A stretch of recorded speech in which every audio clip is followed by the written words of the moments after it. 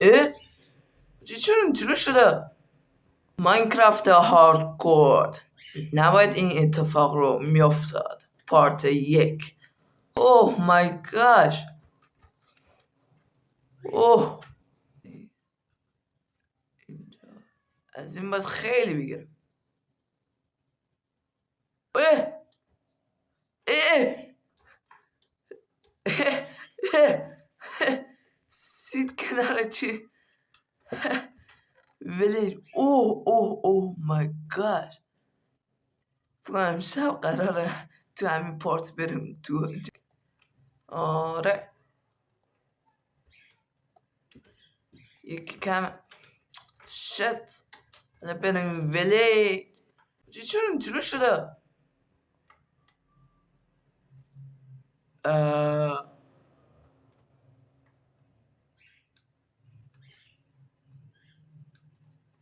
بچه ماینکرافت من باگ خورده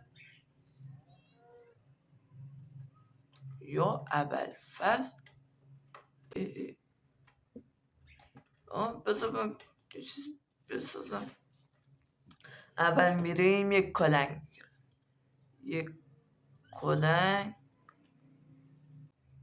چون اینطوریه عجیبه. خیلی عجیبه. این یک پیککس سنگی. اینم تبرمون.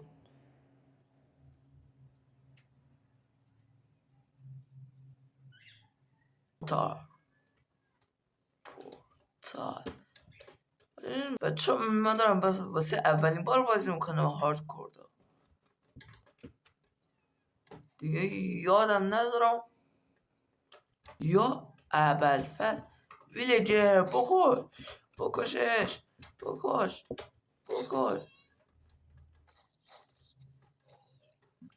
این اولی. بچه من دارم واسه اولین بار بازی میکنم. تخت بگیره. شمم نداره. بیرون. چوب میکنیم یکم. یه خورده چوب نیاز داریم. خب اینجا اوضاع بد بود ما.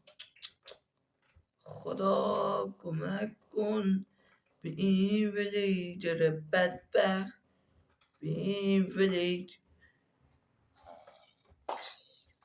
چی حمله نمیکنه. بیمیر الان ویلیجر بی تربیت. گوش بده. گوش بخوره با ابوالفضل. زود باش برو. تبر بگیر. بسم الله کن. بزن. یس تونستی. آفرین تو جنگ تک به تک تونستی تو مهدی. الان باید برای اولین بار نمیشد گفت چیز بدیه. او گوش. ای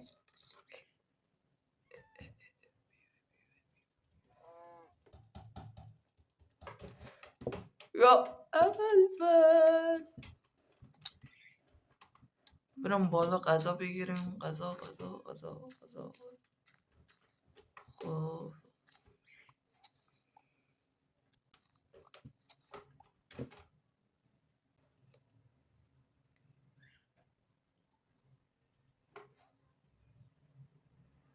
اینم غذامون. خب خیلی ممنونم که تا اینجا ویدیو اومدی که پارت 1 بود ولی تو پارت 2